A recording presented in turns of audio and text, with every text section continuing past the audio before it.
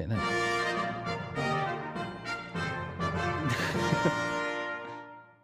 Hey guys, Daniel James here, and today is episode 4 of our Composer Talk radio show, where today's topic is going to be, is AI a threat or is it the future of our industry? I just want to check. Today's topic is AI a threat or is it the future of composition? Good, I spelt everything at least serviceably correct.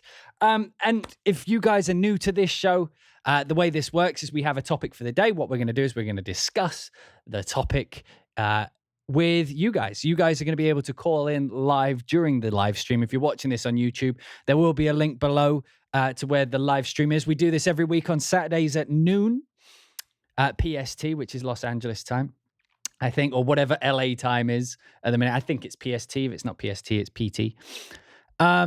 So anyway, all you need to do to call in is download Discord.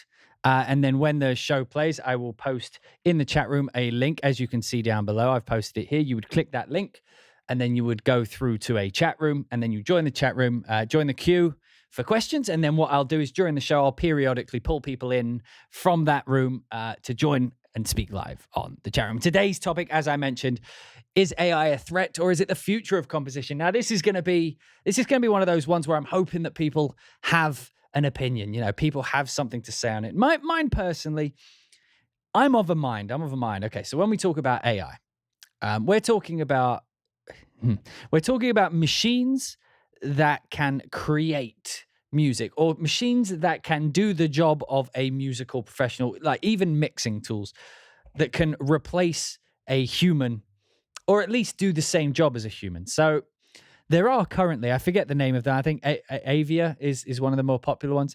There is already AI technology on the market today. Now, the thing with these AI tools at the minute is it's early edition Apple computers. You know what I mean? Like, there's no Mac Pros yet. There's an Apple II or an Apple One, you know? It's a very rudimentary, it's like a proof of concept. So I've tried some of these out personally. And essentially what you do is you tell it what key it's going to be and what kind of style it's going to be. And what these machines do is they listen to lots and lots and lots of music in that style. And then when you click the button and give it some parameters, it kind of pieces together what it thinks, what it thinks this kind of style does. It's like, oh, this is a common thing in this genre. This is a common thing. This is a stereotypical thing. And it just kind of puts them down and then it plays back a song. Now, what I was saying a second ago is about it being rudimentary is they're not amazing yet. There have been every now and again when it accidentally makes a magnificent sounding line, but then I suppose that's like being a human composer, really, isn't it? It's like you just jam about. Think how many bad things you play before you stumble upon something good. And maybe AI does that. It just doesn't have the brain yet to know the difference between good and bad. But maybe it'll happen one day. I do think though that it is going to be the future. So this is my 2 cents on it. I'm a believer of the fact that AI will not replace composers, but it will. So what it will do is look at it like video games. Right now, back in the day, if you wanted to make a video game level, you had to model the level, and nowadays you have prefabricated things. My microphone. And the whatnot. So making a big open world game would be borderline impossible, because it would take too much time to just model all those assets. However, with things like AI, and like I'm using AI loosely here, what it will allow composers, what it will allow all artists to do is it won't take away our creative control, but it will give us the ability to create a vast quantity of music. So we talked last week or the week before about library music being saturated. When AI gets to a level, that's going to be extreme. Now, I think AI will potentially be dangerous for like beginner and like entry level and like lower mid tier composers. People that are doing like the very short films for students and things like this. I feel like these guys will probably struggle somewhat. I feel like AI will probably, have something to say, but I don't think it'll affect the top. If anything, I think it will make the divide between the top tier composers and everybody else vastly superior. So what'll essentially happen is, I think when we get to a point, I think what we'll probably have is we'll have AI assistants. So now how we have ghost writers, like think of it like this. Currently we have ghost writers and we have like minions, we'll call them, in a lot of Hollywood composing situations where you have a main composer, but and don't fault Hollywood composers for this, by the way, because finishing a Hollywood job by yourself is nigh on impossible these days, because with the constant edit changes up until release, you need hands. You need more hands than you have in order to put that together. But anyway, let's say, for example, you have a lead composer, and then currently, and then the score needs to be like 2 hours long, like a video game or something. So the main guy is going to write your themes and things like that, and then what you'll do is you'll hire an assistant composer or an additional music composer. Now that person's job's in danger from AI because that's essentially what they're doing. They listen to all the music you've written, they listen to the intent, and then they create music based on your themes. They basically reinterpret your work into a new composition. Now, when AI in the future, this is what I was talking about, the disparity between the top tier composers and everybody else. The top tier composers will continue to get the jobs. However, all they will have to do in order to complete the jobs then will be to write one or two good cues and then just generate a few cues based on that piece, which is essentially what they would do anyway. I mean, if you think about it, that's what you as a composer would do anyway. Like when you're working on a video game, variation is an important compositional tool. You need to take the same thing, you need to play and say the same thing with the music, but have the music sound different so it doesn't become monotonous. So it's about creating quantity. And the way you do that is you have a concept, and then you do that concept a different way, and then a slightly different way, and then another way, and then another way, just to keep it sounding fresh. And that's my opinion. That's what I think. I think in the future, I think when AI is with us, that's what's going to happen. It will not ruin the creative the creative content of music. I think that will always be a human thing, because we as humans change what we determine is good music daily. I mean, music that we play today, you couldn't play to someone in the 1800s. They wouldn't understand it. Our musical, and if you train AI on the 1800s, it's not going to be able to create dubstep from that. That's what I'm saying. Like, we as humans over time evolve and create new music that computers can't do that. I mean, sure, they might be able to one day, but they don't have that forethought. They don't have that creative spark that humans do. And the reason we have it is because we change our minds. Like, computers don't do that. They can, again, they can be told to do anything, but they do what they're told. Whereas we just kind of decide, like, I like that or I don't like that. Okay. So I don't think it'll ever change creative content. But why am I struggling to say content today? I don't think it'll change the creative intent. Let's go with that. I don't think it will change creative intent of composition, because as humans, we will always come up with what we value as quality. But what it will allow is vast amounts of quantity, which means that projects will be more doable for single people. Not single people, not like people not in a relationship. It will be more doable for sole composers or sole producers or whatever it is on a gig, because they will be able to create their own templates and then fill it with variation, but the AI assistant can give them, and then they polish it off. Is that cheating? I don't know. I'm curious to hear what some of you guys have got to say. So let's try pulling in someone new today. So let's try Oh, I need to join the room. Vilhelm Ratalu? Vilhelm Ratalu? Rotalo. Hi. Rotolo. Sorry, I apologize. So bear with me one second. I'm just going to turn your microphone up. So Vilhelm, AI, is it a threat Yeah. or is it the future? I think it's going to be the future anyway. I mean, we don't have a choice, but it really depends on like how much of a change it's going to make. Right. So What kind of changes do you think it'll make? So it's depends on how good it's going to get, but it's probably like I agree with the idea you had before about like taking some of the work from the entry level positions. Right. Just kids doing student films and stuff, because then the AI can kind of support that kind of market. But in the end, it's going to be the know-how of the composer to put together a coherent soundtrack. Right, exactly. Yeah, like an AI can create music, but it can't tell if it's good. It can't tell Right, if it right. did the correct thing. It can like AI essentially is guessing. It's good guessing, really good guessing. You tell it things. Now, I've got a question? I've got a question for you, Vilhelm. What do you think about the legality of this situation? So again, the way AI works is through deep learning. You just show it lots and lots and lots of things, and then it works out the through line. It works out what this kind of is. Yeah. So let's say that that the AI company wants more Daniel Jamesy sounding music, right? So they take all of my Yeah. music, Yeah. they throw it in their machine learning, and now their AI knows what I sound like and can create music like me. What do you think of the legality of that? Do you think that's legal? Well, that's an interesting question. That's like kind of you can throw any kind of tech in there and get something out of it. Right.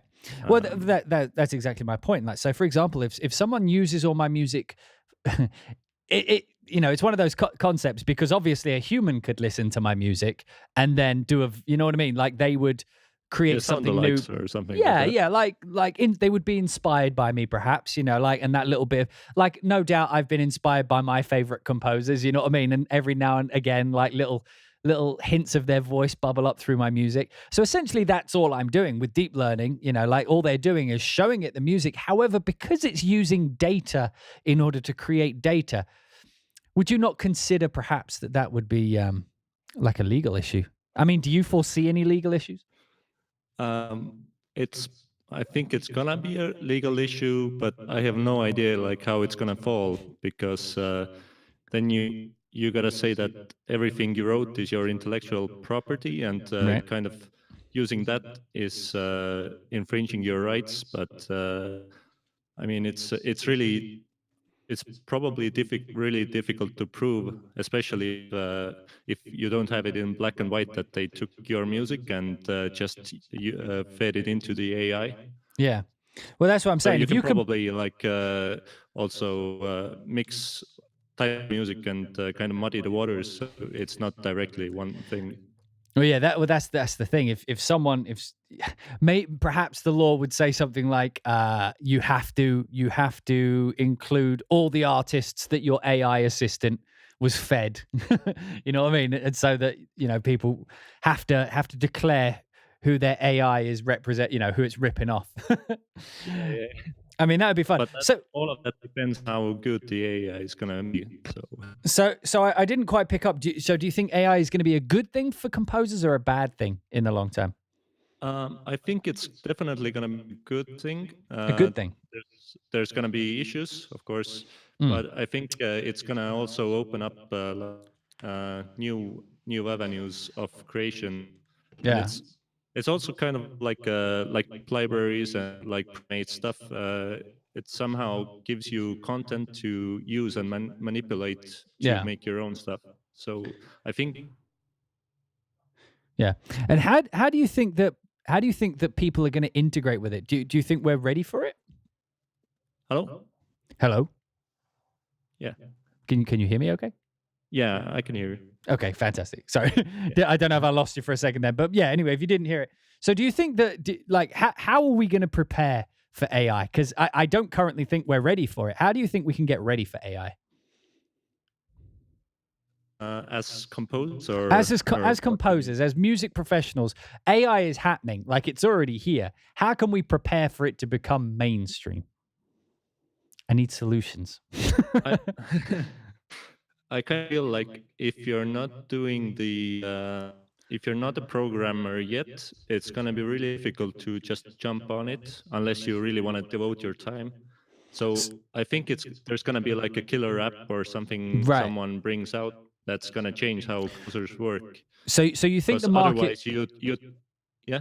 So do you think the market will level itself out? Like it will come in and we will just adapt to it as it arrives? You think it's something along Yeah, those lines? yeah, probably something like that. Well, Wilhelm, am I pronouncing that right? Wilhelm, It's Vilhelm. Yeah, Willem. I want to put the helm in there though. You'll always be that's Wilhelm fine. to me, Willem. Anyway, thank you so much for calling in today. Is there any last thing you'd like to say for the chat room or the YouTubes before you leave? Yeah, cheers. I understand. Yeah, keep doing the good work. Keep doing the good work. I love it. Everybody in the chat, please say a big thank you to Vilhelm. Willem. It's Willem. I don't know why I keep saying Wilhelm.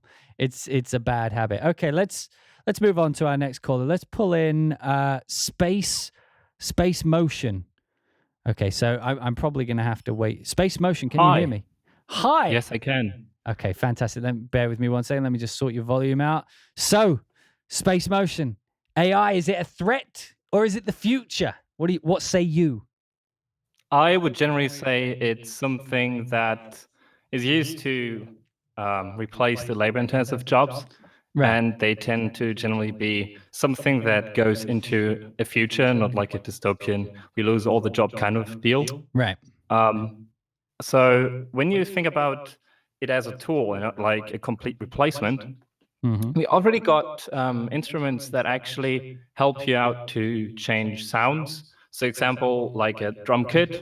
I don't know where I saw that, but it can actually analyze your whole library, and you can say, I like this drum kit, but it needs to be a little different. And Right. it actually has a really good map, and you can just move around in 3D space. So it sorts it by bass and by texture and stuff. That's something you tend to really like, I don't know, crawl through your library if you don't know your way around it. And it tends to happen in really good accidents where you just say, oh, I didn't know I had that drum kit. It's nice, so it's a tool, right? And also, you earlier said where the games use it a lot. That's all the procedural generated stuff, right? Right. It's not like the artists go in there and push a button and the game's done. It's Right, just they of don't have course, to yeah. place individual trees. Yeah, that was my point. So the point, the way I referenced it to music, it's like one of these Hollywood, assistant composer gigs, ghostwriting. These people who are required to basically just churn out quantity. You know what I mean? They need to fill the void of music. Like that is what AI will become. AI will become the assistant composer. It will, it's not going to decide what the score sounds like, but it's going to fill those. It's gonna take your idea and just spread it as wide as you want it to go. Is that how you see it going? I see it more as a calculator instead of doing it on paper. It's something that Okay. can do all the monitors work for you, and you can still decide what direction you should want to go to. Right. So in your mind, what do you see an AI app looking like? Like the industry standard. What is the killer app? Like how do you see it helping you as a composer? You mean as a fictional one? Fictional, or one I already- hypothetically. Okay. Hypothetically, we're living 10 years in the future, and the killer app, industry standard, its contact version of adoption rate, like that many people have it. What does the AI assistant do for you in your mind? Okay, so I would actually split it up in like composition and instrumental textures. Yeah. And so when I say I have this really good instrument, but I need it to be a bit different, in AI, we already have something like style transfer. I would expect to just, I don't know, drop in a sample of a track or an instrument I like, and then just have some sliders that say, okay, how much do you want to have from Shall I that tell you style? Shall I tell you what I would like to see? Sorry, you've just made a really good idea, and I want to share it with you. What would be great? Don't you think it would be great? So, like, let's say you wrote a melody line, like a gist, like a general shape of a melody, and you were like, I want this to be more like Baroque, or something. You know what I mean? Like, I want this melody line that I've written to just kind of be a little bit, and it adds the little grace notes, and like something a violin player would do. You know what I mean? Like a humanizer, but an AI-based humanizer. Wouldn't that be a cool tool? Oh, Yeah, any AI certainly. developers watching, I need this in my life. You know what I mean? So you've got the compositional intent. So a lot of the time what happens, sorry, we will go back to your perfect AI in a second though. But like in fact, no, you go ahead. I have enough time to talk. So you would sorry, I interrupted. So the MIDI No line. problem. Yeah, I mean, you can just say there is the way we just write a MIDI line and it just completes it for you. Well, not so much That would be complete. It would be helpful. like talking to a live player. You know what I mean? It's like, here's the melody line. Now just make it sound emotional or make it sound energetic, like how you would say that to a live player.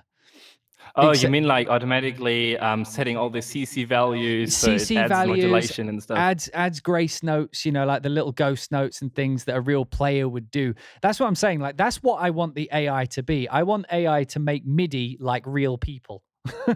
So it's like, if I've got my percussion section, I'll be like, okay, I want it to feel the same, but a bit more aggressive, and maybe throw like a Brazilian swing on it. Yeah, you know what I mean? And like the AI looks at what I've done, looks at what I want it to be, and it's kind of like, so something like this, and then that would be a useful tool. But again, I keep interrupting you because you keep like sparking good ideas in me. I'm just going to call you all the time when I'm working and be like, space No motion. worries. So go ahead. So that was what I was talking about. Yeah, I mean, I was going into a similar direction where you can just say, oh, I like this instrument, but it needs a bit more bass in it. Like, it needs a little bit more brass, but without sounding like a brass. Or I need some strings, but a little bit mixture between, I don't know, normal string and some metal. And you just have some sliders. I know about the talk with the Doom soundtrack on the GDC one, where he had this one tool where he created basically a guitar line by just mixing in a chainsaw, and it immediately sounded amazing. That was, I mean, these kinds of tools help yeah. out. That was Mick Gordon, and I think the tool was called Synaptic Morph. I think. Yeah. I know that tool. But no, that like I don't know if that's AI, but how, like, what about that tool speaks AI to you? Like, what do you want an AI version of that? Well, I mean, AI generally just means artificial intelligence. So what is intelligent for you, right? Just a robot doing the right decisions, or actually also doing creative work? Because if you say everybody needs to paint a painting the same way it sits in front of them, it's just copying stuff. So we have like copy, transfer, and then just creating new ideas. So that Synaptics tool could be considered intelligence because it actually can transfer stuff, but maybe not come up with new ideas on its own. I mean, the chat's disagreeing with us already. They're saying that there's machine learning and not AI. So there is a slight difference. So, don't argue with chat. I mean, because chat's relentless. But no, I agree. Like, tools like that, what would be cool is, and again, I feel like that's kind of what we want AI to be. Like, we think of it as like this computer overlord thing, but I always like to imagine AI as the person, like you said, like it's the monotonous job person. It is like an assistant. I want an AI assistant. So, like you said, if I've got a bass line, I'm like, I want to go to the AI. Can you morph that with the sound of a chainsaw? You know what I mean? Like morph. Something that's got these cool tools, and then it does that. Like it just does that for you. Instead of me because like I don't think compositionally that changes the intent of anything. Like, if, like, for example, going back to my idea, not because yours was bad, but just because I can't stop thinking about it now. But like, if I put like a load of 16th notes, so I was like, and I didn't have to go in, like I put the notes I wanted, and then I was like, can you make that more of like an action ostinato thing, something like ba ba ba ba ba, like, and I just sang something at it, and it was like, how about this, Dave? And then boom. And then boom, music. Like, because if I was working with live players, that's what I would say to them. You know what I mean? I would say, can you just try doing it a bit like this? And then they would try it. And if I don't like it, I don't like it. But if I do like it, that's still considered my idea, I think. I don't know how that works, because a lot of composers use soloists and stuff and improvisation. Is that still their composition? And does AI need crediting? Like, what do you think? If we score a film with AI, how do you credit the AI? Well, first of all, I think you need something like a Cubase Clippy. That would help out a lot. Oh my God, can you imagine? It looks like you're trying to do a Batman ostinato here. Would you like some help with that? Yes, please. Yes, please. That'd be great. It looks like you're trying to do a trailer piece here. Would you like some Brahms? Yeah, I don't mind if I do. Yeah. So shoot, I forgot the point. Well, me too, general, mate. That's all we do. It just go with how you feel. Yeah. Well, I think if you just regard AI as a tool for these kinds of instrument tools, composition is not at all I agree. like in danger. But the style transfer and continuing your composition is something that can, like you said, endanger like these really, I don't know, run-of-the-mill sounds that you see behind startup videos and such. Yeah. Where you have a ukulele and some drums and some jazzy music. Yeah, man. Well, so do you think that there's a difference between compositional AI and part AI, and do you think one's better than the other, perhaps? So, like by that, I mean compositional AI being AI that writes music, and then instrument, like part AI or instrument AI, like I mentioned, like talking to a player. I think they would be considered different things, right? So, one that fixes your MIDI and one that writes MIDI for you. That's two different things. So AI in general is split up as far as I'm concerned. So if you think about the IBM Watson, it's actually not one big machine. It's a lot of sub parts that work together.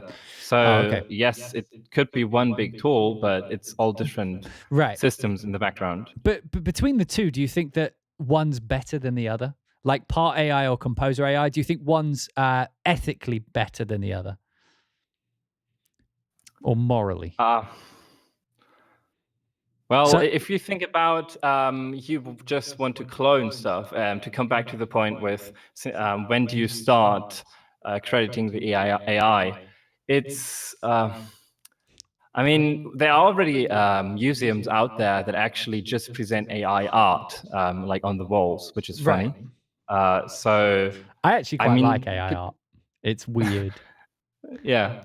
Well, I don't know if you want to credit AIs even. I don't know if there's like a threshold where you just say 95% done by an AI, but I still have my name on it. Yeah, I mean, because you credit additional composers. You know what I mean? Like if it's hard because what if the AI assistant becomes a tool, then how is that any less cheating than doing any other DAW function? You know what I mean? If it's an accepted industry tool, I don't know. Like, sorry, I'm basically thinking out loud and just throwing ideas at you, and then like totally not listening to what you say, and then going off on a tangent. I'm the worst radio host ever, but I feel like we're having a decent, fun conversation at least. But no, no worries. Do you get what I'm saying? Like, so if it's just a function of the DAW, do you think people will take issue with using it? I think not. They tend to just generally try. I mean, Ableton Live was some other tools already have these groove features, right? So why not use it? Why try to, I don't know, painstakingly move the MIDI around yourself? And also, if you think about movies or games, they always have these little credit sections, right? Captured on an ARRI camera or mixed in Dolby Vision or Atmos or whatever, and created in the Unreal or Unity engine. So people can see, hey, they're not doing it from scratch, like building their own lenses or cameras, but no, we're using other tools. Composed with AI assistant, like. Yeah, why not? Yeah, and like I don't know how people would feel about that. Again, because like from a practical realist standpoint, I know that like it wouldn't really be much different than an additional composer. I mean, because in theory, the logic is the same. The main guy writes something and then passes it off to another entity to create more stuff like it that works with the scene, right? That's just how that works. So if you have an AI that is capable of doing that, you know what I mean? Like it's taken the job away from those people, but at the same time, do you need to tell people or, because I'm not going to tell people when I use auto-tune every time I use it. I'm not going to tell people when things that would be considered like not authentic, like auto-tune. That's the best example I could think of. You don't comment on that. So, I mean, it's hard to say. But so how well, this feels like it's turning into an interview rather than a thing. But do you think so it's going to happen. It's going to happen. Do you think that, or what do you think is going to happen? Do you think that the people who integrate will become the new Zimmers, or do you think that it will allow anyone to become the top of the chats? I mean, I guess it depends on how well the AI works. Right. So you can't really be like the best craftsman just because you picked up the best hammer in the store, right? Right. You still need to learn how to use it.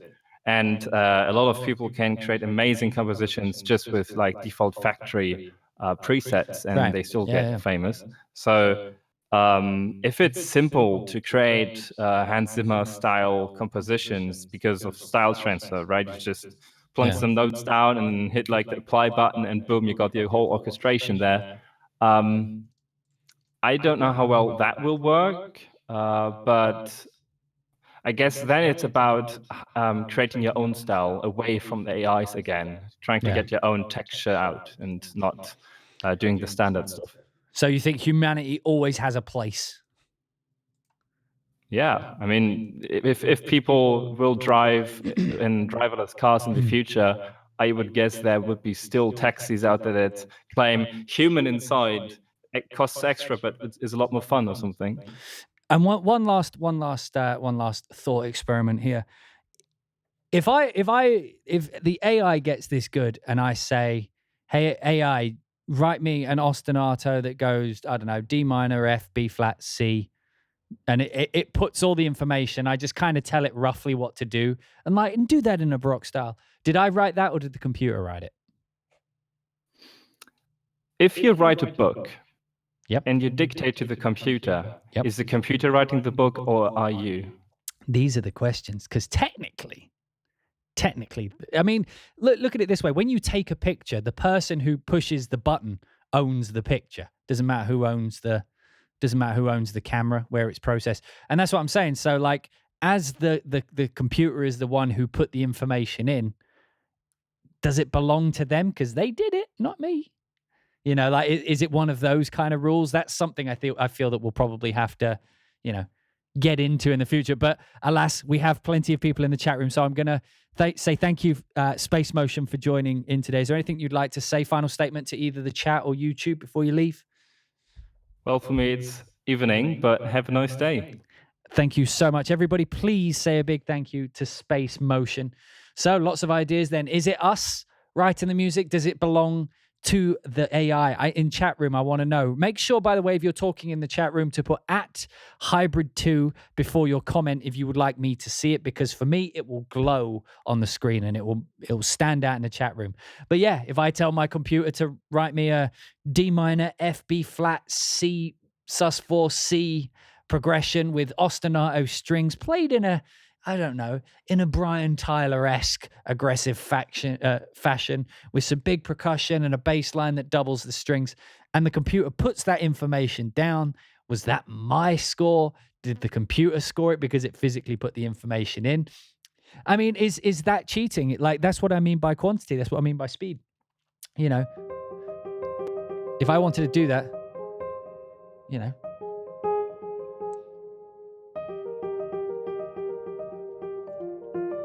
if I tell a computer to put that in, but without playing it, the compositional intent, that's always what I come back to. That's like my point of reference. If you have an intent, if you have compositional intent for how this is going to go, I feel like it's your composition. So we have one in chat room from Nabil Ansari. Sorry, I completely butchered that. But I think we're being really concerned with if you're. I think being really concerned with if you are the origin of the idea or not is missing the point. In the end, it doesn't matter to the person who's the creative director of the music they're putting down. This argument has been repeated over and over using loops, presets, phrase libraries, and in the end, it never ever truly ends up mattering if the composer is still the person with the vision putting it together. I absolutely agree with you. I think at the end of the day, that's where it comes down to for me. If you, as the composer, are steering the ship, if you are the one finishing off the music, then it's yours. Like you are the director. You are in control. That is your music. That is your voice, your vision. You take the responsibility, but you also take the flack if it's shit. And it doesn't matter if you use an AI tool to get there or not. That's just how we go. So let's pull in someone new into the chat room. Here we go. Oh, Lindsay, sorry, you're already mid-conversation. You are live on the stream. Oh, God, turn me down. Okay, do we have delay?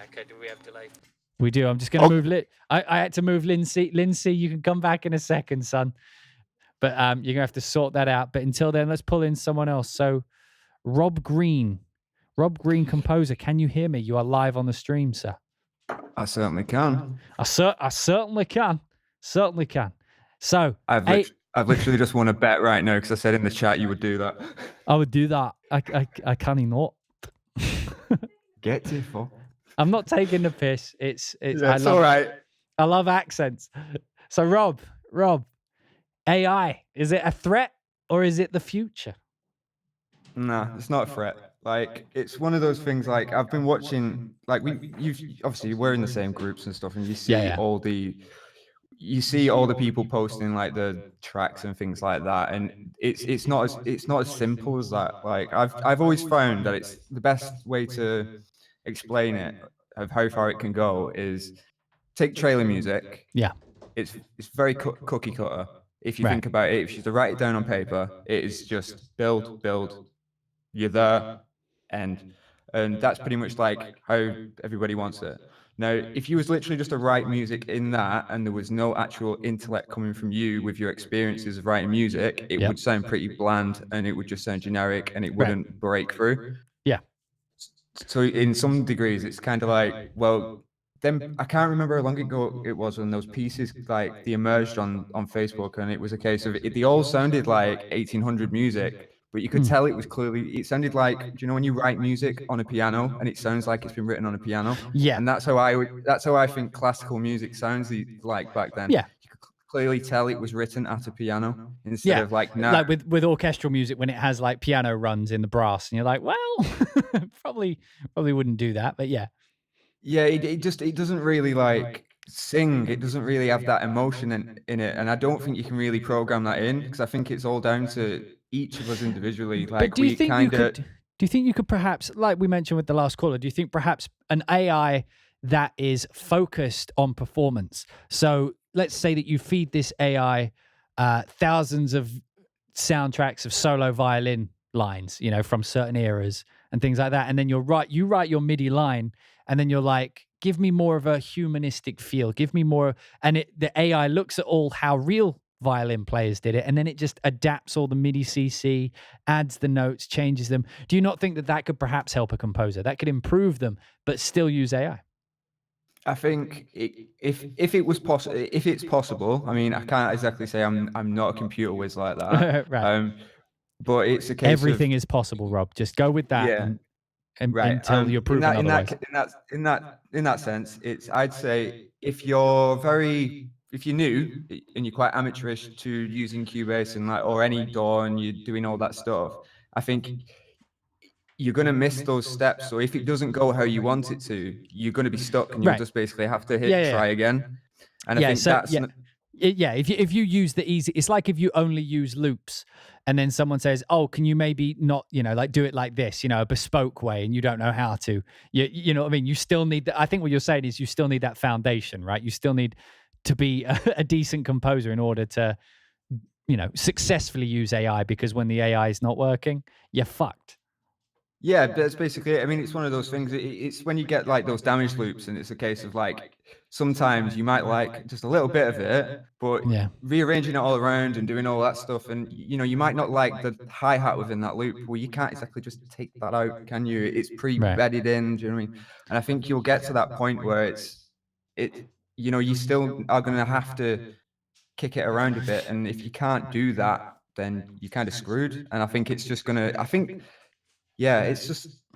I think because we haven't properly seen it in a good practice yet, I think it's very hard to dictate how it could possibly go. So you think humans, like again, like we mentioned earlier, humans have, you know, like our taste tends to change over time. Do you think that in a world where AI driven music is commonplace, do you think that music itself, humans will change music to get away from the AI sound? Do you think that that's probably something will go down?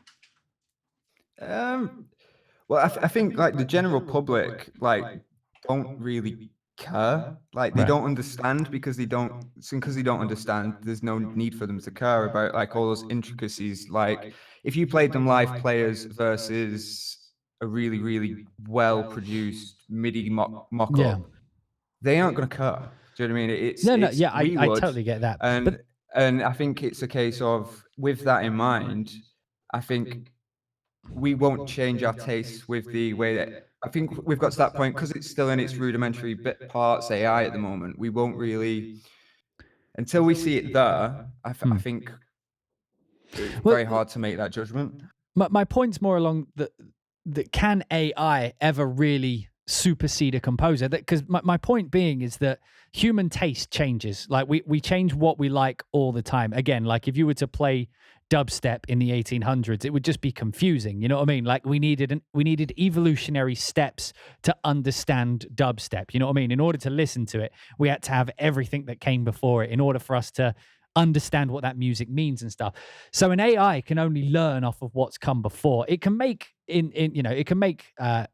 educated guesses of where the music's going to go, but as it's intrinsically a human emotion, which I don't think we're going to be able to recreate very quickly. You know what I mean? We can fake what it looks like, but not actual how we feel about things. I forget where I'm going with this. No, I get you completely. But like, it's that whole point. Go ahead. On. Oh God, we're in that British thing. Oh no, you first. Oh no, please, after you. Please, no. But my point being is I don't know what my point was. No, I think what you mean is it the idea that the human brain is so complex that you cannot generalize it to a single set of code lines. It's everything that happened can affect the variables. There's so many variables that could potentially make you decide that you're going to press the G key today or the A key today. Right. It could have been a car driving past outside. You couldn't actually. It's those subconscious like stimuli that we don't see. That was my point. You reminded me. Can AI create the next big thing? That was my point, because humans have the ability to absorb all the information and then decide. Someone goes, "This hasn't been tried yet." Someone goes, "What if I did this? What if I tried moving this knob over the top?" That's how dubstep was made. What happens if I just turn this EQ all the way up and swipe it around? That's how these things were created, through experimentation and human taste. Do you think AI will ever develop the ability for that? Or something similar? No. I don't think so, because it's kind of like any program that is made, any form of AI, it's going to have to be based on. Originally, it will start as a single line of code, and that single line of code, with the way that AI can, because AI can construct itself based on queries. That's right. As much as I know. So if it can only ask a question, and based on that question, it can give a result. And after that result, it can ask it another question. Once it runs out of questions, that is it. Yeah. So in theory, I think the next big thing then comes down to whether us as consumers will then say, this is brilliant. If it's not, it doesn't matter what those notes were or anything like that. Yeah. It won't be the next big thing. I mean, I think my thought is that, can AI ever guess dubstep? So let me say, so if you told someone to just literally come up with any kind of music in the 1800s, it would be impossible for them to accidentally come up with dubstep. You know what I mean? They don't have the technology. Yeah. They don't have the means to. It would have been impossible. Even in the 80s, I don't think you could have accidentally come up with dubstep. You needed the early 2000s. You needed that trance era to go through. You needed that EDM. Could AI have guessed dubstep just before it came out? Do you think the AI could have figured out what dubstep was, what was coming before it came out? Potentially, if let's say if it was creating presets and it was automating like a synthesizer, right? There is a percentage that could potentially say that it would create the dubstep wobble, right, as such.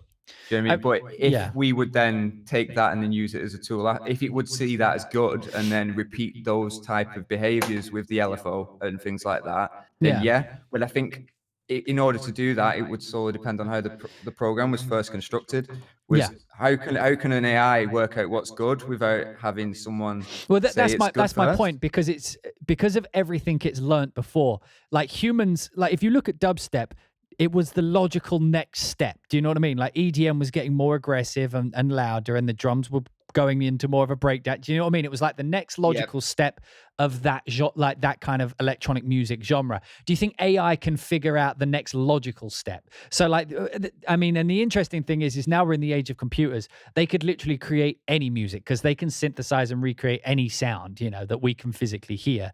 So now we're in a position where a computer can create something that humans might have taken 100 years to discover, again, dubstep versus classical, they just didn't have the means to create it, whereas we have the means to create anything. So do you think that AI potentially can look at what's come before and goes, okay, well, if we kept on this trajectory in 20 years, it would sound like this? Can you imagine what that would sound like as well? Yeah, I mean, it's one of them things like back 10 years ago, that's what I did. I created EDM and stuff like that. And so I know a lot about the history of dubstep and things like that, how it started. But I think it's that whole thing of back then, it was just a sub bass before it became the whole, I hate to say it, but the Skrillex era with the more FM8 style Right. The sound. wah, wah, wah, wah, wah. But if I think you'd need to have a human say, yes, this is fine. This is Right. good, continue on this path, because otherwise it's going to be based on, well, it's like, again, it comes down to those first initial queries that were set.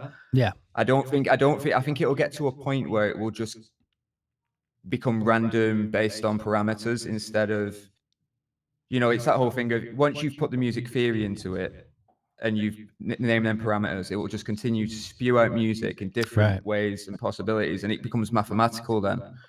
But then, but you can see how that would help you with quantity, right? Like if you're working on a video game project and you just tell the AI to create 10 variations of this piece, that could be useful to you, no? Yeah, I think it's that whole thing of if you've got everything dialed in, and I mean, so once your sound guy has said, right, yeah, we are happy with 100% of this, then yeah, it could. Because I mean, it's one of them things. We're getting to that point now where games are the engines are actually reacting to what's going on the screen and then bringing the music down and things already. Things like that are also being developed now. So it's a case of, I think you'd have to get everything signed off in order for that to work. I mean, I think it will work brilliant for stock music. Yeah. But I think for the more problem that we do get with, like, when you sat there with a director or someone on the sound team and you going, right, we want it to sound a bit like this. If that's not an actual musical example that you could chuck into the computer, you got to think like how we interpret words. I don't think computers can really do that unless being as though we're moving into the lurky under depth of legality stuff. So let's say, for example, you're a sample, not sample, like you're a library music composer, right? You write for Audio Jungle or whatever. And the AI assistant becomes a thing. You tell it how you want it to write. At what point does Hans Zimmer start suing AIs? Do you know what I mean? Like, because we all know that like whatever Hans writes next becomes the next big library music thing, right?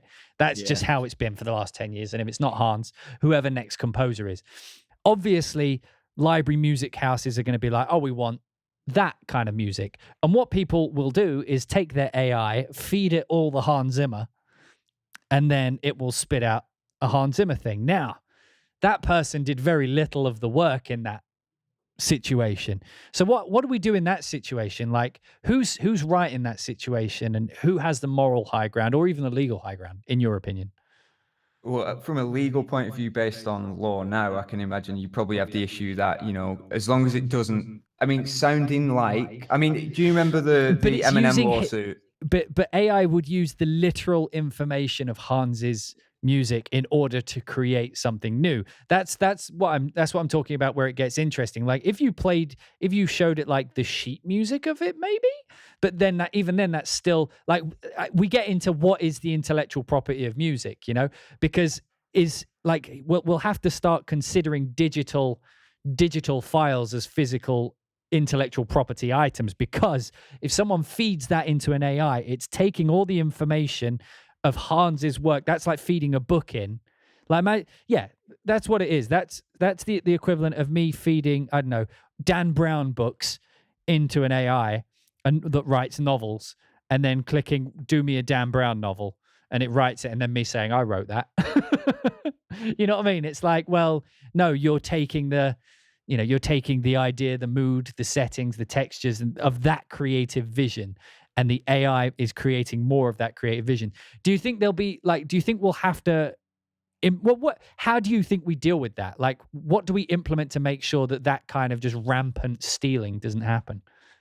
I mean, I think the only way that you could potentially bypass that, and that it would be that if you use the AI software, it would.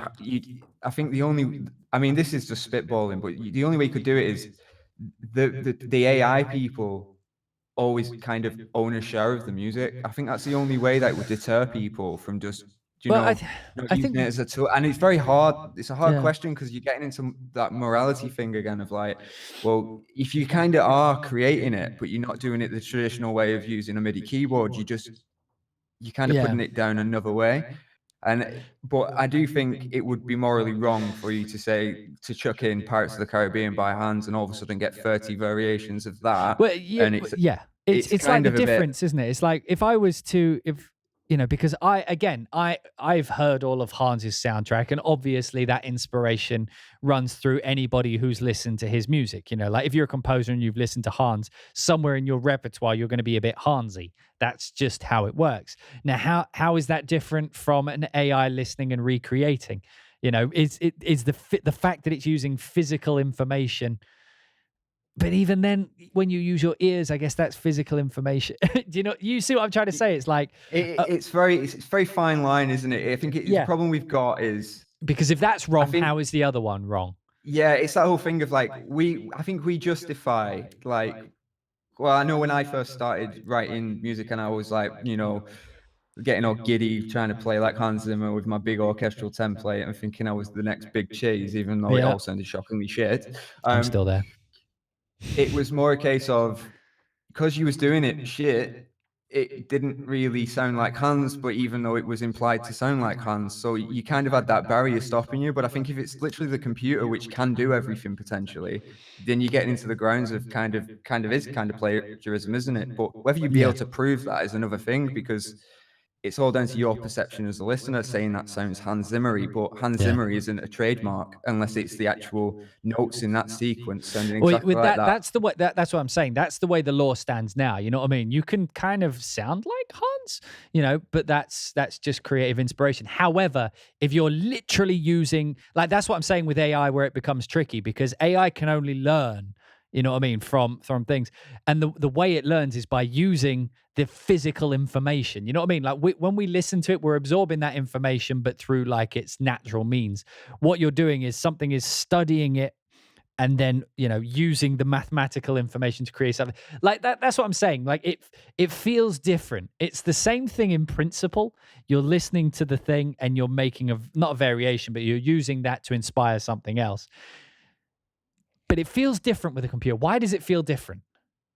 I think it's just that whole thing of the fact that, we are emotionally invested in our own creations. And it's like, for example, and because I don't know, I think it's like the whole thing of the fact that because I can do it, I think when I hear like you do it and other composers do it, there's that little bit of appreciation there of the fact that, they've worked for that, you know what I mean? And I think that artistry, that appreciation for the artistry, the craft, I think that's where it gets a bit muddy, because we have that extra level of appreciation because we appreciate the work that has gone in to create those four chords or whatever sounding the way they do. But in the reality, they're just four chords. Right. You know what I mean? If the second you put it down on paper, all of the actual, the appreciation kind of goes out the window unless you understand what has gone there, which will come from the experience of composing. And I think that's a problem. I think maybe we are the worst people to be making that decision, because we're always going to be sub-biased because of the fact that, when we hear like those beautiful pieces, we're kind of like, they've really worked hard to get that mock-up sounding how they did. Yeah. And we take things away. But I think if a computer did it, we'd just be like, but do you not think that our value system will change? So things that, like, let's say, for example, right now, currently, you can spot a decent orchestrator by the speed and the color at which they can create a tapestry. I think like John Williams, John Powell, like they have these very complex but yet very beautiful sounds. Do you not think that the value system of humanity itself will change when AI makes that easy? Like when we all, as a consciousness, know that, that John Williamsy sound is very easy to do now, we will no longer value that, and we will instead value something which I think will probably be very human sounding. You know what I mean? Do you not feel that along those lines, like our value system would shift? Yeah, it potentially could. I mean, it's that whole thing again, isn't it? We're valuing it based on our Proficiency, own perception. Yeah. We value the skill of it, the same as like sports. You know, like when someone's an amazing at something, you know, we put value in great music because it's hard to do. But if it becomes easy to do, we will start like. Do you think that then we will have another tier of top tier composers? I mean, you know, music will always continue to improve and get better, and there will be people better at it.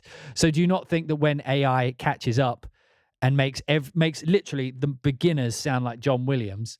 Can you imagine how good music's going to be from then? Because then that's border to entry. John Williams level is easy now. Like, what does hard sound like to you in that moment?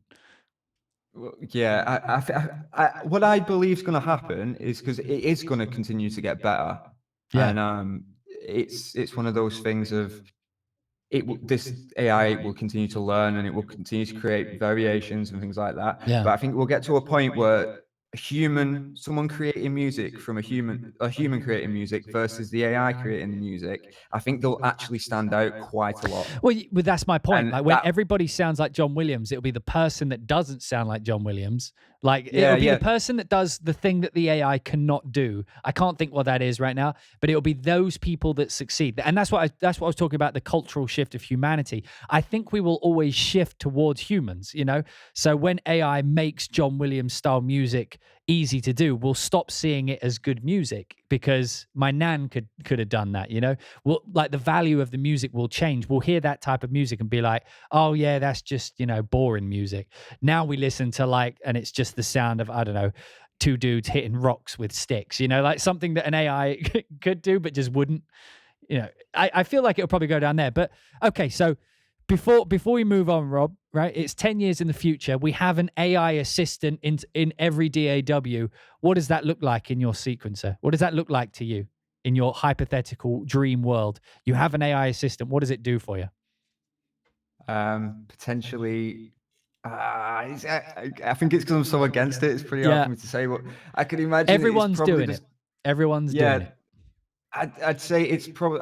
I'd prefer a mixing aid rather than a compositional aid. Right. Yeah. I think because of the fact that we haven't even got into mixing yet, have we?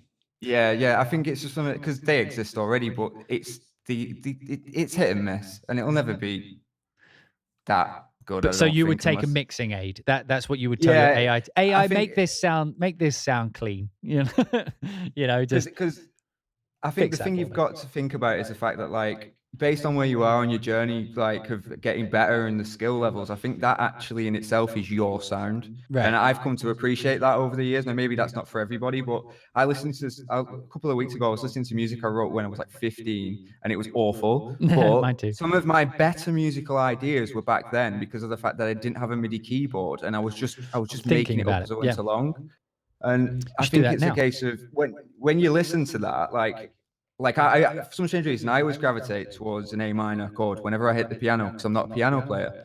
And it's I think them white keys, when baby. The second I move away from that, all of a sudden, everything just sounds better.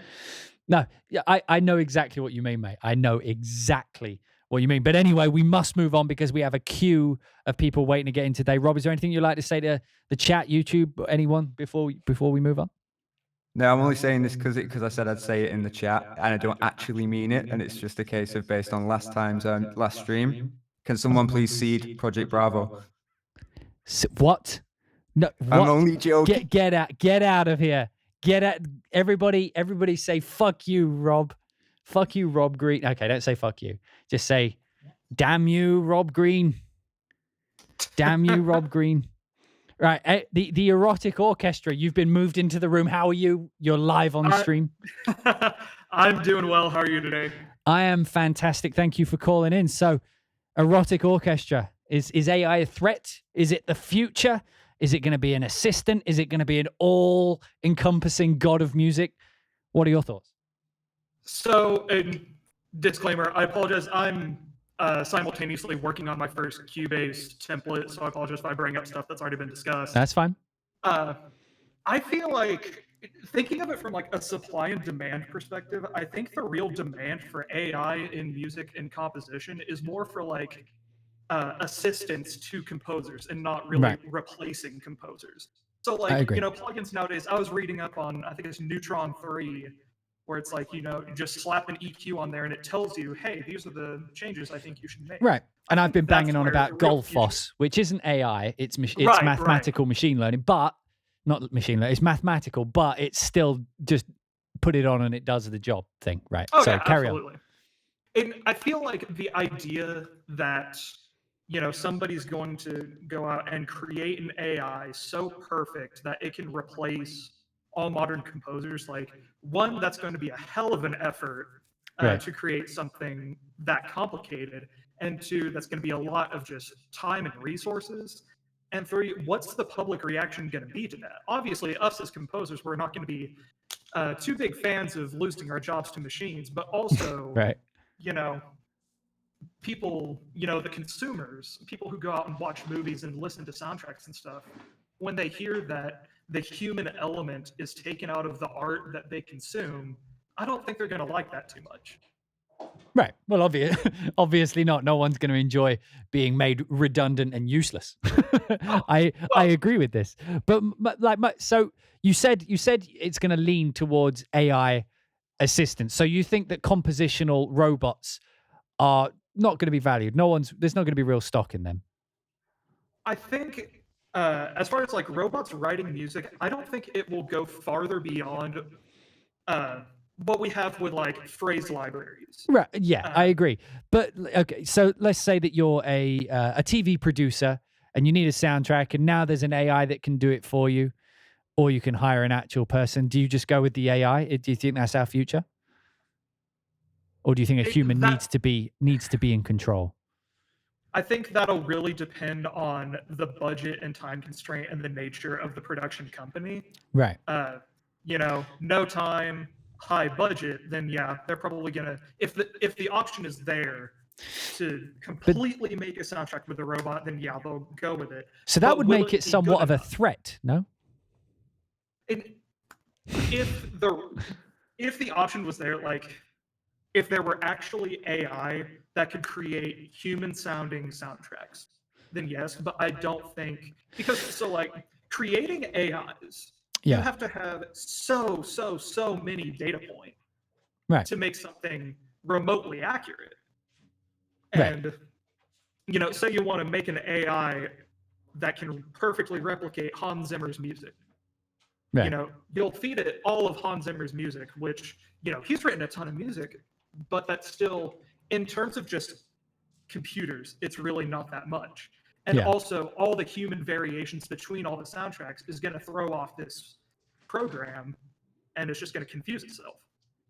Right. Okay. Sorry, my wife is dealing with my dog next to me, so I was like split between two minds. Then I was like, okay.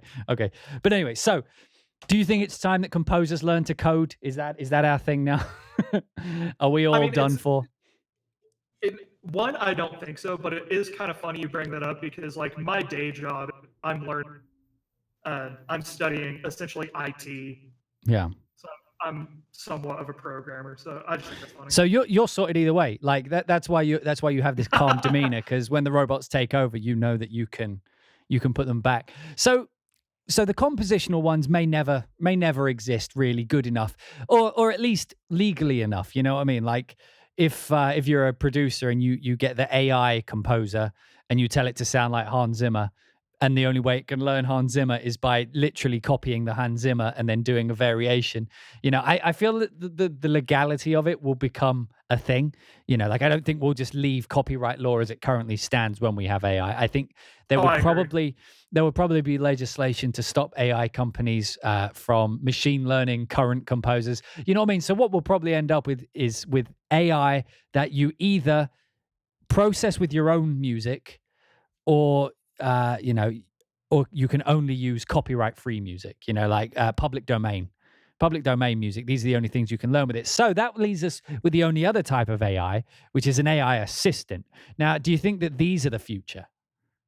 Yes. AI assistant. So what is your dream? So we're 10 years in the future, right? What is your, and you have an AI assistant, you load it up in your DAW. What does it look like in your perfect world? Honestly, I don't really know. I don't feel like I have enough experience to envision my perfect workflow with AI. Well, what about a humanizer? triplet. What about an AI humanizer? So you've written all your parts, and now you want to get, you want to go to the AI and go, hey, these parts, or maybe it's something like this. Like you could be like, oh, I really like the way they play the strings in this particular song. So you tell your machine learning thing, hey, listen to this song. I like what the strings are doing. Can you apply that to these strings? And then it adjusts the MIDI. And I don't even think it'll be like that. Something like that is very possible, but I don't think you even need the comparison to another track. Like, I think there are already plugins out there with humanizing features. Like drum tracks, it's really easy. You turn a humanizer knob and it just offsets. But sorry, that's my point. That's my point, though. Like, it's a machine learning. So let's say, for example, like the example I've been using is, let's say that you want to add a violin melody to your track, right? So you write like the basic melody shape where you want it to go. And then you select that MIDI note and you tell the machine, not because like when you say humanizing, usually what that does is just adjust the timing a little bit, adjust the, the difference in velocity and things like that. What if you could take that melody line and then have an AI that's listened to millions and millions of solo human solo violin passages, and it can apply that same kind of humanity. Like it's the most juxtaposition thing, but you're using a computer to add humanity to a line. Would that be something, do you think, that could happen?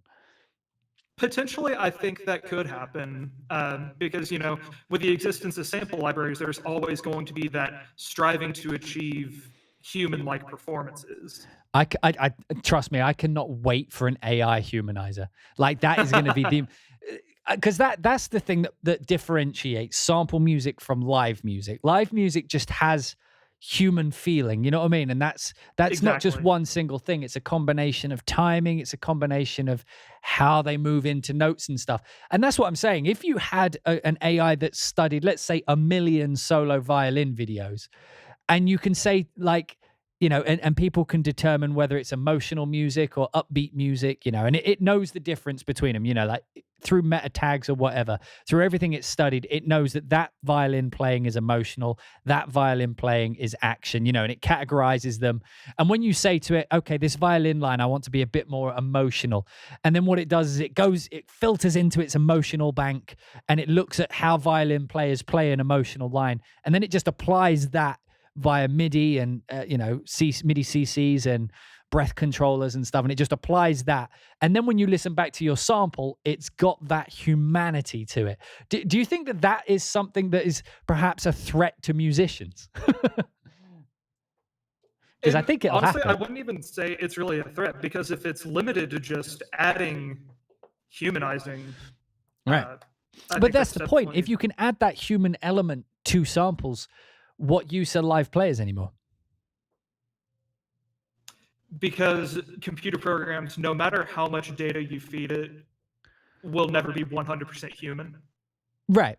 I get that. And that's what, but you could say that currently about sample music in general. I mean, it's humans that write it, but like it's never going to sound human. And the thing that makes live music sound better than sampled music is samples just don't have humanity within them, like whether the technology isn't there yet.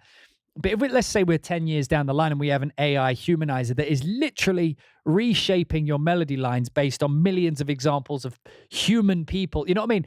Like there's something about just that, the way that a human player will be a tiny bit louder as they start a note than for the rest of it. You know what I mean? Like they have like these envelope shapes for every single note, which we never really program in, you know what I mean? We do a gist, but like the AI puts all this perfectly. And so the music, when you play it back, sounds like a live player. Like the technology is at that point. When we're at that level and AI is literally, it's making our MIDI parts sound human, is a musician threatened, do you think, by that?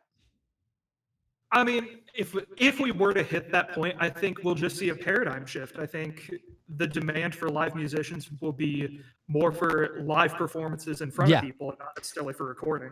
For recording. So, but that's like the catch-22, because if we don't have the live players, if the live players aren't doing the recordings, then usually the bands aren't making enough money to stay together, which means they won't be there to do the live performance. You know what I mean? Like it's one of those things. If we get rid of one, we lose them in the other way.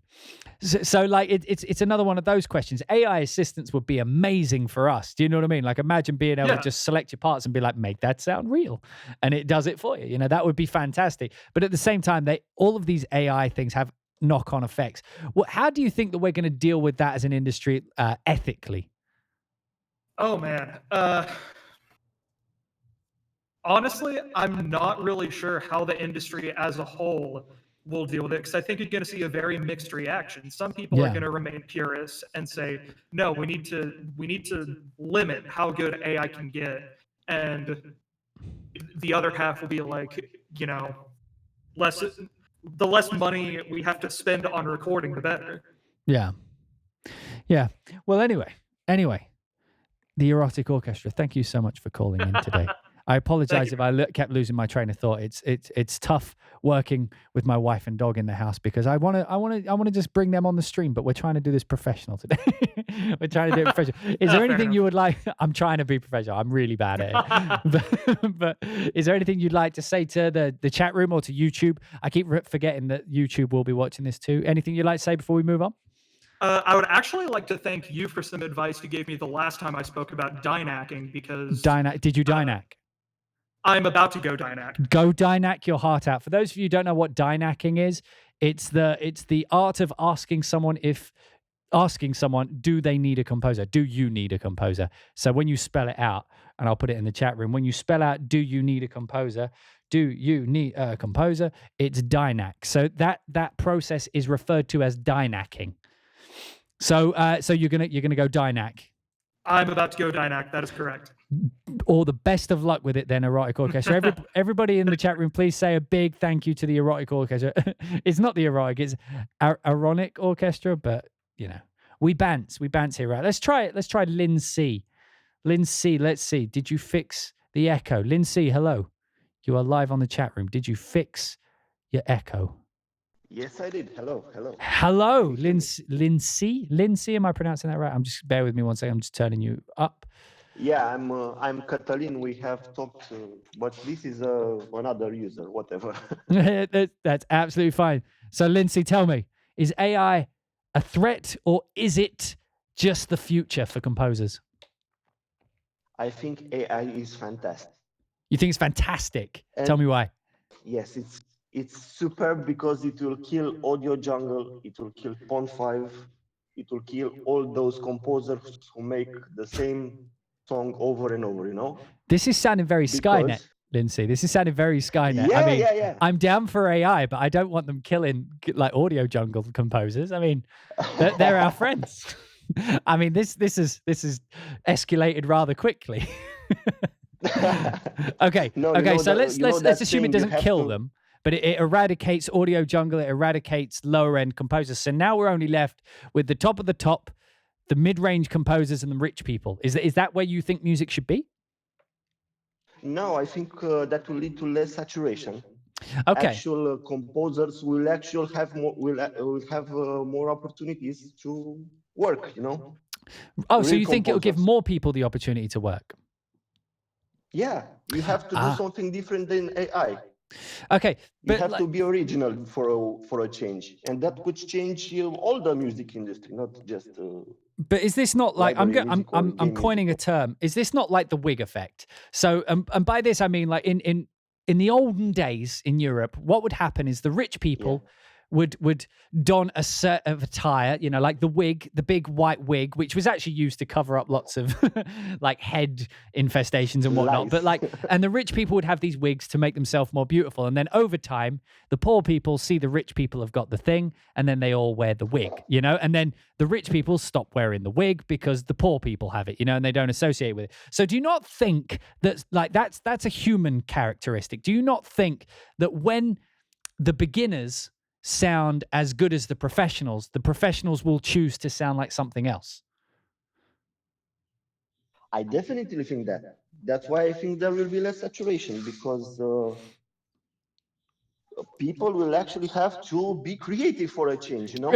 Right. Well, that's what That's we my mentioned point. in the saturation one, wasn't it? It's when something becomes saturated, it's actually a good thing because it means someone's going to come up with a new thing. They have to. A new thing will have to happen. But do you think AI can create that new thing? I think it can when it will go Skynet. But we are not. When it We goes don't Sky. have artificial. Yeah, we don't have artificial intelligence yet, or so that's real what I'm saying. artificial intelligence. The computer doesn't think for itself. Yeah, exactly. The computer doesn't think for itself, and that was my point. So if everybody's got the AI, and it allows more people to work, do you not think that AI compositions will be less desirable because it doesn't sound very good? Or it sounds generic, just by nature. So do you not think that that's actually a negative for AI? Because yes, so it will allow people to get into the industry easier, but if everybody can do it, why would someone hire, say, you over me if we both have the same tools? That was a Good tough question to answer. I apologize. Yeah. Like I keep doing that. I keep putting up these I've gone the complete opposite way. I was asking too many yes or no questions. Now I'm asking, so what is the meaning of life? Yeah. You know what I mean? Like the complete 180. So, okay.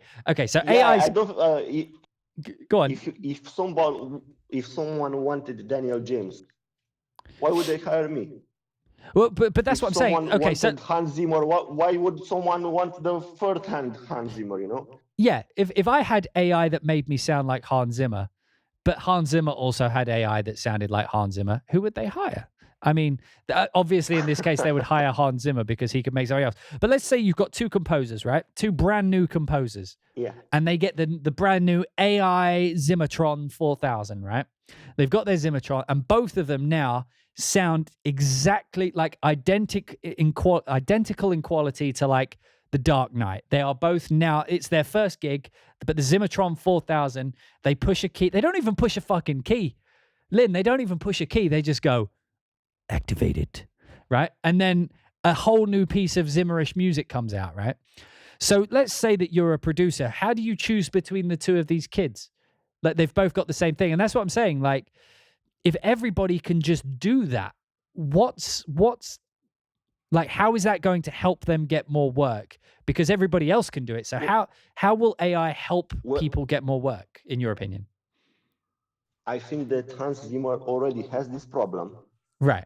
And that's why he didn't make the Hans Zimmer strings, what you didn't like, sound like the Pirates of the Caribbean strings, you know? Right. Hans Zimmer already faces this problem when everybody tries to sound like him. He tries to sound like something different because why would everybody hire him? But that's the difference right now. Currently, everybody wants to sound like him, but cannot. You know what I mean? The technology isn't there. I mean, it can make us sound like him, but it doesn't make us sound like Hans Zimmer. You know, we can sound kind of like Hans, or we can sound like we're trying to do a Hansy thing, but Hans will always sound the most like Hans. However, if you release the Zimmertron 4000 in 10 years' time, and AI can perfectly recreate Hans Zimmer, like this is different. We're not trying to sound like him.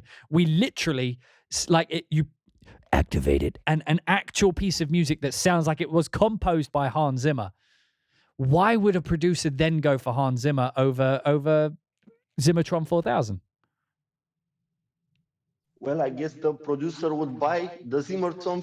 He would buy the Zimmertron 4000. Yeah, that is a huge threat. But like this was my point. So you know, like, and I'm not saying you're wrong. I'm just trying to work through your thought process a little bit. So you were saying that like it would allow more people access and be able to get work. But my rebuttal there is that like if everybody has access to the tools and everybody is Hans Zimmer, everybody, and it doesn't have to be Hans Zimmer, everybody is as good as John Williams, right? That's just the level. So every single composer now is quality-wise what a current John Williams sounds like. How do we be you know what I mean? How does that lead to more work for people? Because if everybody's good, no one's good. And then we just go back to where we are now, where the quality people are the ones doing the work, and the not so quality people are the ones using the Zimmertron 4000. So how would it? Do you see my point? Like I can't see how it would generate more work. If anything, I could see it actually like creating less work. Because think everybody it will is as good ever as each be other. that. I don't think AI will ever be able to reproduce John Williams or Hans at the moment. If we At the get moment, absolutely not. Yeah, if we But in 10 actually years? get artificial intelligence, actual artificial intelligence computers that are able to think, then we are all fucked. I mean, sorry we're, for the F we're word. almost in the future, Lynn. The other day, I listened to a Joe Rogan podcast where he was talking about chimpanzees, and none of it was real. Like he never said any of those words. They had an AI do a Joe Rogan podcast talking about monkeys, and Joe Rogan said none of these things. Like an AI created it, and it sounded legitimate. We are moving into that kind of future. So they don't sound like John Williams or Hans Zimmer yet, but it's gonna happen. Like technology is exponential. It will happen one day. So like and do you feel that the human, like what's going to give, in your opinion? Is the human culture going to shift? Are we going to put different value in music? You know, if everybody's as good as John Williams, do we now value the person who only plays a lute? You know what I mean? Where do we go from there? It's as a humans, pretty existential and tough question, you know. Existential is where it's at. I want to feel your soul. But that's what I mean. I mean, what can we do at that point when everybody is literally everybody, like your grandma, anyone can be as good as John Williams, right? When we get to that stage, what do we do as humans musically? Do we like do we all just accept that AI music? Yeah, do we accept everybody is a composer now, or do we change the value of music? Like if anybody can do the Beethoven's Fifth Symphony, anybody can do that now. Does that make that music less valuable to us? Do we now value music that can only be made by humans, or do we just accept that anybody can be Beethoven now? What do you think? I guess we all accept that everybody can be Beethoven, and I don't think everybody will be Beethoven. I think AI will be Beethoven. It will be whatever you like it. And let me give you an example. Clocksmith, you know, the guys who repair watches. Okay. When I was younger, they were like everywhere. You know, when they were mechanical watches. Yeah. Now nobody wears mechanical watches. All the watches are electronics, and the clockmakers all disappear. I think the composers will all disappear if AI really gets that good. AI will replace the composing. It will be, as you say, button press, and you get the track, and goodbye. You know, but no that's my point. That's my point. I feel like humanity puts value in humans. So, for example, if the computer supersedes the ability of humans in composition, or like it writes music that we enjoy and stuff, I don't know why. I mean, I could be wrong, and I'm curious to hear your opinion. I don't think humans will ever turn away from humans. So let's say that the Beethoven bot 9,000, it's an upgrade from the Zimmertron 4,000, but you can buy the Beethoven thing, and this AI can literally it writes as if it is Beethoven itself. It's writing brand new music. Do you think humans will attach to that, or when everything is that good, do you think that we will instead turn to what's different, as opposed to, like, will what is good be different? Will that mean something different? Because it's not human anymore. You know what I mean? It's not it's not artistic thing anymore. It's not a human pulling out an emotion. It's an AI interpreting what a human feeling emotion would sound like. Do you know what I mean? Like, it's never actually feeling it. So do you think that, like, we will put value in other things? So, when orchestration can be perfect every time, when composition or melody and counterpoint can be perfect, will we choose something else to value, do you think? I think I'm killing Lynn with these questions. I'm killing you with these questions. I'm sorry. I apologize. Okay, I'm going to make it easy. Right, Lynn? 10 years from now, right? You open up your sequencer and you have the AI assistant. You have the Hybrid 2 AI assistant in your sequencer, right? What does it look like? What does it do for you in a perfect world? This hypothetical AI, what does it do for you? You sit down, how do you use it? We were talking in the chat room on the Discord earlier, And we are talking that your next project will probably be an AI generated Daniel James project. The next project Delta, I don't know. Well, just so that we're all clear, Like I'm totally gonna claim that I invented the AI humanizer, even though like I haven't done it. I know how it's gonna work, so that's mine. No stealing. No, I'm joking. Hey. I'm joking. Hey, I'm joking. No, Hey. Kev. No, Kev. You can't just jump in the room. You can't just jump in the room, Kev. Anyway, so Lindsay, what does your perfect AI look like? I want a perfect AI who can quantize properly. Oh, you If want I it? play straight notes, I want it to quantize the straight notes. If I play triplets, I want it to know I'm actually. You want it to know I what actually you're play playing, right? triplets, you know? Yeah, but today DAWs don't know how to do that. If I press quantize, it will quantize Put it somewhere everything to else, one yeah. fixed grid, you know? Yeah, it and thinks that you want to put that downbeat before the beat for some reason. Like, why would I want to put that an eighth before the beat? That makes no sense. Yeah. Like, so you, Exactly. in your mind, the AI machine learning would have looked at so many different versions of quantizing that it knows that when you push Q, it looks at your MIDI and goes, "That was supposed to be a downbeat."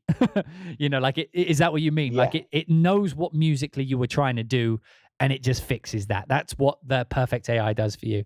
I like that. I like that. It's simple. I feel like you're going to get your wish sooner than I do.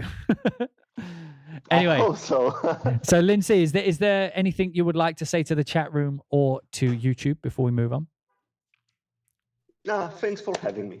You are more than welcome. Anyway, so everybody in the chat room, please say a big thank you to Lindsay. And I feel like that is probably our hour up, right, for the show. So if you are watching this on YouTube, this is where we're going to end today. It's been quite an in-depth discussion. We've had a lot of different AI conversations, topics. I'm curious to hear what you guys on YouTube think. AI, is it a threat or is it just going to be the future? Are we going to adapt to it? Are we going to be able to integrate it? I want to hear what you've got to think. And, you know, we are going to continue this in the chat room. Do you want an AI that composes for you? Do you want an AI humanizer? Do you want to just be able to turn to your AI and say, hey, make that sound realistic. Make that sound like it's got more emotion. That's what I want from AI. I don't want an AI to write it for me. I want to write something and say, hey, can you make that line a bit more emotional? And a lot of the times it's just, you know what I mean? That doesn't change the compositional intent. That to me is no different than me writing the line, going to a live player and saying, you see the melody line I'm doing here. Can you make this more violinistic? You know, take all those years of experience of playing the violin and add your grace notes, add your movements, add all your little, you know, flourishes to it. And then the AI does that for me. That's what I want from AI. I want an AI assistant. If I write an ostinato, I want to be able to say, hey, can you just do this and transpose it all up? Can you put this in G? All these notes, I've fucked it up. Can you just transpose this to G minor? These are things we can already kind of do already. What I want is an AI that's looked at various examples of either my work or various examples of other people's work. And then I want to be able to just say, hey, you know what I'm trying to do. Just do it. And to me, that doesn't change compositional intent. If that was the intent of the music in the first place, my job as a composer hasn't changed. Just the way in which I've put that information down has changed. So for me, AI will be great, but as an assistant. If we start trying to push AI composers, I think that's going to be dangerous. Because like you say, when they're all as good as John Williams, like what does that mean for music then? When everything can be done perfectly, where's the creativity? And then we'll actually start going in the opposite directions, I think. But that's my personally. Are you, in the chat below, are you a Zimmertron 4000? Are you looking for the Beethoven Zilla 9000? Like, they've all got to have numbers. I want to read in the chat room what you think, So is it a threat to you? Is it the future of composition? Anyway, been a fantastic show today. Again, if you're watching this on YouTube, this is where the show's going to end. If you're watching this on Twitch, do hang around. We're going to continue this discussion a little bit more and, have some fun with some sample libraries and stuff. But if you're watching this on YouTube, this is where it's going to end. Thank you so much for watching today. Make sure to subscribe and bell icon and all that nonsense. If you're not already and you want to join in on these streams, the link to the Twitch is in the description. If you would like to be notified of when we're going live or when we're going to be doing something, make sure to follow me on Twitter at H2Daniel on Twitter. I'll put that in the chat room there. Make sure to follow me at H2Daniel. I spelled that right. Yeah. I always post there when I'm going to go live and when the recap from this goes up onto YouTube. It'll all be there. But anyway, thanks everyone for watching today, and we will catch you all in the next one. Ta-da.